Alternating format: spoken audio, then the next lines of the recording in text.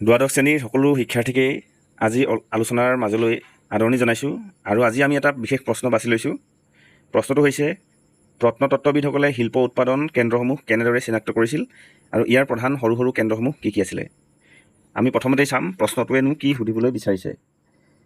ইয়াত কোৱা হৈছে যে প্ৰত্নতত্ত্ববিদসকলে শিল্প উৎপাদন কেন্দ্ৰসমূহ কেনেদৰে চিনাক্ত কৰিছিলে, অৰ্থাৎ হিন্দু সভ্যতাৰ যিবিলাক কেন্দ্ৰ আছিলে বা হিন্দু সভ্যতাৰ যিবিলাক ঠাই আছিলে, যেনেকৈ মহেঞ্জোদাৰো, লোথাল, হৰপ্পা, কালিবাংগান, এইবিলাকৰ ভিতৰত কোনবিলাকনো শিল্প উৎপাদন কেন্দ্ৰ আছিলে বা কোনবিলাকত কি কৰিছিলে মণি মুকুতাবিলাক বিভিন্ন সামগ্ৰীবিলাক তৈয়াৰ কৰিছিলে। সেই কথাটো প্ৰত্নতত্ত্ববিদসকলে বা ইতিহাসবিদসকলে কেনেকৈ চিনাক্ত কৰিছিলে এইবিলাক ঠাইতেই যে উৎপাদন হৈছিলে। আৰু তেওঁলোকে চিনাক্ত কৰা সেই কেন্দ্ৰসমূহ কি কি আছিলে, আমি এতিয়া আলোচনাৰ মাজলৈ যাম। আৰু আলোচনাৰ মাজলৈ যাওঁতেই আমি চাব লাগিব যে চিনাক্তকৰণ পদ্ধতিটো কেনেকৈ চিনাক্ত কৰিছিলে। প্ৰথমতে আছিলে কেঁচামাল আৰু সা সঁজুলি। তো আমি চাম কেঁচামাল মানে কি হয়। কেঁচামাল বুলি আমি কাক ক'ম, যেতিয়ালৈকে প্ৰকৃতিৰ পৰা পোৱা পোনে পোনে পোৱা সামগ্ৰীসমূহক এটা নতুন ৰূপ দিয়া নহয়, তেতিয়ালৈকে সেই সামগ্ৰীটোক আমি কি বুলি কওঁ, কেঁচামাল বুলি কওঁ। যেনেকৈ কপাহ, কপাহৰ পৰা কপাহ সাধাৰণতে প্ৰকৃতিৰ পৰা আমি বা গছত লাগি থকা কপাহবিলাক আমি কি বুলি ক'ম, কেঁচামাল বুলি ক'ম। আৰু সেই কেঁচামালবিলাকৰ পৰাই কি কৰা হয়, এই উৎপাদন কৰা হয়। যেনেকৈ সূতা উৎপাদন কৰা হয়, আমাৰ বস্ত্ৰবিলাক উৎপাদন কৰা হয়, ঠিক আছে। আৰু সা সঁজুলি মানে সামগ্ৰীবিলাক নিৰ্মাণ কৰিবৰ কাৰণে যিবিলাক আমাক হাথিয়াৰ প্ৰয়োজন হয় বা সঁজুলিৰ প্ৰয়োজন হয়, সেইবিলাক আমি সা সঁজুলি বুলি কওঁ। এতিয়া উৎপাদন স্থান চিনাক্তকৰণৰ প্ৰাথমিক যিটো ভিত্তি আছিলে, প্ৰথম যিটো ভেটি আছিলে সেইটো হৈছিলে পাথৰৰ টুকুৰা। অৰ্থাৎ উৎপাদন কেন্দ্ৰসমূহত ব্যৱহাৰ কৰা যিবিলাক পাথৰৰ টুকুৰা, গোটা বা সমুদায় শংখবিলাক, গোটেই শংখটো যিবিলাক ব্যৱহাৰ নকৰা শংখবিলাক, তামৰ আকৰ বা খনি, তামৰ বিভিন্ন তাম উৎপাদন কৰা যিবিলাক স্থল সেইবিলাক, আৰু শিল্প নিৰ্মাণত ব্যৱহৃত বিভিন্ন সঁজুলিবিলাক, অৰ্থাৎ যিবিলাকৰ সৈতে কি কৰা হৈছিলে, এই বিভিন্ন সামগ্ৰীবিলাক তৈয়াৰ কৰা হৈছিলে। তো সেইবিলাক অধ্যয়ন কৰি পেলাই কি কৰা হয় যে কোন ঠাইতনো উৎপাদন কৰিছিলে সেই কথাটো আমি চিনাক্ত কৰিব পাৰোঁ। তো দ্বিতীয় যিটো পদ্ধতি সেইটো হৈছে অসম্পূৰ্ণ আৰু নাকচ কৰা সামগ্ৰী। অসম্পূৰ্ণ মানে সম্পূৰ্ণ যিবিলাক নোহোৱা বা নাকচ। ধৰা হ'ল কিবা এটা সামগ্ৰী নিৰ্মাণ কৰি আছিলে, কিন্তু নিৰ্মাণ কৰি থাকোঁতে কি হ'ল, কিবা কাৰণত সেইটো সম্পূৰ্ণ যিটো তেওঁ যেনেধৰণে বিচাৰিছিলে সেইটো ফুটি নুঠিলে, গতিকে সেইটো নাকচ কৰিলে, সেইটো বৰ্জন কৰিলে আৰু সেই ঠাইতে পেলাই থৈ দিয়ে। বা অসম্পূৰ্ণ বনাবলৈ গৈছিলে কিন্তু সেইটো সম্পূৰ্ণ নহ'ল, গতিকে এনেকুৱা ৰৈ যোৱা যিবিলাক সামগ্ৰী বা যিবিলাক ঠাইত ৰৈ গৈছিলে, সেই ৰৈ যোৱা ঠাইবিলাক তেওঁলোকে চিনাক্ত কৰিছে যে এইবিলাকে নিশ্চয় কি হ'ব পাৰে, যে শিল্প উৎপাদন কেন্দ্ৰ হ'ব পাৰে। তাৰ পাছৰ যিটো পদ্ধতি সেইটো লৈ যদি আমি যাওঁ, আৱৰ্জনা আৰু পেলনীয়া সামগ্ৰী। আৱৰ্জনা আৰু পেলনীয়া সামগ্ৰী। আৱৰ্জনা মানে আমি গম পাইছোঁ যিবিলাক আচলতে আমি বৰ্জন কৰোঁ, যিবিলাক ব্যৱহাৰ নকৰোঁ, বা পেলনীয়া সামগ্ৰীবিলাক। শিল্প উৎপাদন কেন্দ্ৰ চিনাক্ত কৰাৰ আটাইতকৈ যিটো নিৰ্ভৰযোগ্য, যাক বেছিকৈ নিৰ্ভৰ কৰা হয় সেইটো আৰু নিশ্চিত প্ৰমাণ দিব পৰা যিটো পদ্ধতি সেইটো হৈছে পেলনীয়া সামগ্ৰীসমূহ। পেলনীয়া সামগ্ৰীসমূহ যিবিলাক ব্যৱহাৰ কৰা নহয়, তেনেকৈ অলাগতিয়াল টুকুৰাবিলাক।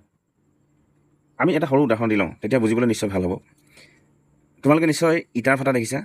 তো ইটাৰ ভাটাটোলৈ আমি যেতিয়া যাওঁ, তাত আমি কি দেখোঁ, সৰু সৰু অসংখ্য ইটাৰ টুকুৰা আমি পৰি থকা দেখোঁ, যিবিলাক আমি অলাগতিয়াল বুলি কওঁ। আৰু সেই অসংখ্য ইটাৰ টুকুৰাবিলাক দেখি আমি গম পাওঁ যে এইটো কি হয়, এটা ইটা নিৰ্মাণ কৰা কেন্দ্ৰ হ'ব নিশ্চয়।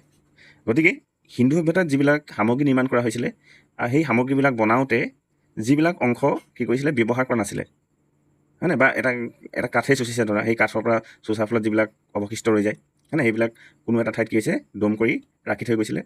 আৰু সেইবিলাক চাই পেলাই কি কৰিব পাৰি যে সেই ঠাইডোখৰ যে উৎপাদনৰ কেন্দ্ৰ, সেইটো কথা আমি নিশ্চিতভাৱে আমি ক'ব পাৰোঁ, বা প্ৰত্নতত্ত্ববিদসকলে এইটো এটা পদ্ধতি হিচাপে লৈছিলে। তো আমি এবাৰ পঢ়ি চাওঁ যে শিল বা শংখ কাটি বিভিন্ন অলংকাৰ বা সামগ্ৰী প্ৰস্তুত কৰোঁতে ৰৈ যোৱা অংশবিলাক যিবিলাক ব্যৱহাৰ নহয়, সেই ৰৈ যোৱা অংশবিলাক উৎপাদন কেন্দ্ৰৰ আশে পাশে সিঁচৰিত হৈ ৰৈছিলে। কেন্দ্ৰটোৰ আশে পাশে সিঁচৰিত হৈ গৈছিলে। আৰু সেই সিঁচৰিত হৈ যোৱা অংশবিলাক দেখি পেলাই বা তেওঁলোকে উদ্ধাৰ কৰি পেলাই তেওঁলোকে এইটো নিশ্চিত কৰিছিলে যে এইটো এটা উৎপাদন কেন্দ্ৰ হ'ব পাৰে বুলিহে কৈছোঁ। নেক্সট আছে পুনৰ ব্যৱহাৰ আৰু অতি ক্ষুদ্ৰাংশ। পুনৰ ব্যৱহাৰ কৰা আৰু অতি ক্ষুদ্ৰাংশ মানে সৰু সৰু অংশবিলাক। ৰৈ যোৱা ডাঙৰ টুকুৰাবোৰৰ পৰা পুনৰ সৰু সৰু বস্তু নিৰ্মাণ কৰা হৈছিলে, বা যিবিলাক ডাঙৰ ডাঙৰ টুকুৰা ৰৈ গৈছিলে সেইবিলাকৰ পৰা পুনৰ সৰু সৰু বস্তু বা সামগ্ৰী নিৰ্মাণ কৰা হৈছিলে। কিন্তু ব্যৱহাৰ অনুপযোগী অতি ক্ষুদ্ৰ যিবিলাক টুকুৰা আছিলে সেইবোৰ সেই ঠাইতে পেলাই যোৱা হৈছিলে। আৰু এটা সময়ত এইবিলাক গৈ কি হৈছিলে, ডাঙৰ ডাঙৰ দম বান্ধিছিলে। আৰু সেইবিলাকৰ পৰা নিশ্চিতভাৱে প্ৰত্নতত্ত্ববিদসকলে ক'ব খোজে যে এইবিলাক নিশ্চয় এটা এটা কি হ'ব পাৰে, উৎপাদন কেন্দ্ৰ হ'ব পাৰে বুলি তেওঁলোকে ভাবি লৈছে। এতিয়া প্ৰশ্নটোত আছিলে যে কিছুমান কেন্দ্ৰৰ নাম ক'বলৈ কৈছিলে, যিবিলাক কেন্দ্ৰত কি আছিলে, এই উৎপাদন কেন্দ্ৰ হিচাপে কি হয় আমি চিনাক্ত কৰিব পাৰোঁ। এটা হৈছে চানহুদাৰো। চানহুদাৰো। প্ৰায় 7 হেক্টৰ এলেকা জুৰি এই সৰু বসতি স্থলটো মূলতঃ ইয়াত কি কৰা হৈছিলে, মণি নিৰ্মাণ কৰা হৈছিলে, মানে মণি নিৰ্মাণ কাৰখানা বুলি আমি ক'ব পাৰোঁ। ইয়াত শংখ কটা, ধাতু ঢালাই কৰা, মানে মোহৰ নিৰ্মাণ কৰা ইত্যাদি কাৰ্যত কি কৰিছিলে, বিশেষভাৱে নিয়োজিত আছিলে এই অংশটো, মানে চানহুদাৰো নামৰ কেন্দ্ৰটো। নাগেশ্বৰ আৰু বালাকোট, নাগেশ্বৰ আৰু বালাকোট উপকূলীয় অঞ্চলত অৱস্থিত এই সৰু কেন্দ্ৰসমূহ বিশেষভাৱে শংখৰ সামগ্ৰী, নাগেশ্বৰ আৰু বালাকোট কিহৰ কাৰণে মানে উল্লেখযোগ্য হয়, এইটো শংখৰ সামগ্ৰী ইয়াত নিৰ্মাণ কৰিছিলে। শংখৰ সামগ্ৰী যেনেকৈ খাৰু, বাতি, চামুচ ইত্যাদিবিলাক তাত কি কৰিছিলে, নিৰ্মাণ কৰা হৈছিলে। ইয়াৰ পাছত আছে আমি লুঠাল। ইয়াত কাৰ্নেলিয়ান মানে ৰঙা ৰঙৰ এবিধ শিল হয়, বা বাদামী কালাৰ বুলি আমি ক'ব পাৰোঁ। জেস্পাৰ আমি কালি কৈছিলোঁ, তাম আৰু অন্যান্য মূল্যৱান পাথৰৰ পৰা সুন্দৰ মণি আৰু অলংকাৰ নিৰ্মাণ কাৰখানা বন্দৰ হিচাপে প্ৰসিদ্ধ আছিলে। এই কথাকেইটা মনত থৈ দিবা যে কোনটো কেন্দ্ৰ কি উৎপাদন কৰা হৈছিলে, কোনটো কেন্দ্ৰত কি উৎপাদন কৰা হৈছিলে। তাৰপিছত চটুগাই, চটুগাই হৈছে আফগানিস্তানৰ এখন ঠাই। মই কালি কৈছিলোঁৱেই যে চটুগাই এইটো উত্তৰ আফগানিস্তানৰ আছে, আৰু এই অংশত কি হৈছিলে অতি গুৰুত্বপূৰ্ণ এইকাৰণেই যে এই সৰু ঠাইডোখৰত অতি দুৰ্লভ আৰু মূল্যৱান নীলকান্ত মণি, আমি কালি কোৱা মতে যে লেপিছ লাজুলি যিটো আছিলে, সেইটো সংগ্ৰহ কৰিছিলে। ক'ৰ পৰা কৰিছিলে, আফগানিস্তানৰ চটুগাইৰ পৰা কৰা হৈছিলে। ঠিক তেনেদৰে ইয়াত আমি চমুকৈ মানে বুজি পাবৰ কাৰণে বা সহজ হ'বৰ কাৰণে এখন লিষ্ট বনাই দিয়া হৈছে, গতিকে এইখন তোমালোকে চাই ল'বা যে চানহুদাৰো কি হয়, ক'ত আছে, হিন্দু প্ৰদেশত আছে। ইয়াত কি কৰা হৈছিলে, মণি নিৰ্মাণ কৰা হৈছিলে, শংখ কটা হৈছিলে, মোহৰ তৈয়াৰ কৰা হৈছিলে, মানে এইটো কাৰখানা আৰু এই যন্ত্ৰৰ কাৰণে এইটো বিখ্যাত আছিলে। নাগেশ্বৰ বালাকোট উপকূলীয় অঞ্চল হয়, শংখৰ খাৰু, অলংকাৰ সঁজুলিবিলাক তৈয়াৰ কৰা হৈছিলে, আৰু শংখৰ আৱৰ্জনাবিলাকৰ পৰাই এইটো স্পষ্ট হৈছে যে এইটো কি হয়, এটা উৎপাদন কেন্দ্ৰ হয়। লুঠাল, লুঠাল আছিলে গুজৰাটৰ, ভাৰতবৰ্ষৰ গুজৰাটত অৱস্থিত এখন ঠাই। কাৰ্নেলিয়ান মণি আছিলে তাত, তামৰ শিল্পবিলাক তাত কি হৈছিলে, তৈয়াৰ কৰা হৈছিলে, মানে তামৰ শিল্প আছিলে তাতে, আৰু কাৰ্নেলিয়ান মণিৰ ভঁৰাল আছিলে। চটুগাই আফগানিস্তানৰ উত্তৰ অংশত আছিলে। লেপিছ লাজুলি এই ঠাইৰ কাৰণে বিখ্যাত আছিলে, এই ঠাইডোখৰ লেপিছ লাজুলিৰ কাৰণে বিখ্যাত আছিলে। কেঁচামাল আৰু মণি মানে প্ৰধান প্ৰমাণ, তাত প্ৰমাণ কিহে দিছে, কেঁচামাল আৰু মণিবিলাকে।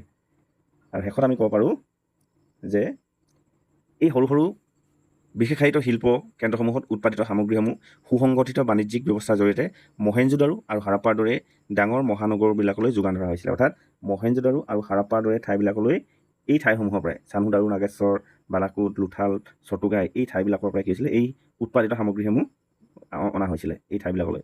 তদুপৰি এনে বৃহৎ চহৰসমূহতো স্থানীয়ভাৱে ব্যাপক শিল্প উৎপাদন চলিছিলে। কিন্তু এইকেইটাৰ উপৰিও কিন্তু মহেঞ্জোদাৰো হাৰাপ্পাতো কি হৈছিলে, আমাৰ শিল্প উৎপাদন কিন্তু চলিছিলে।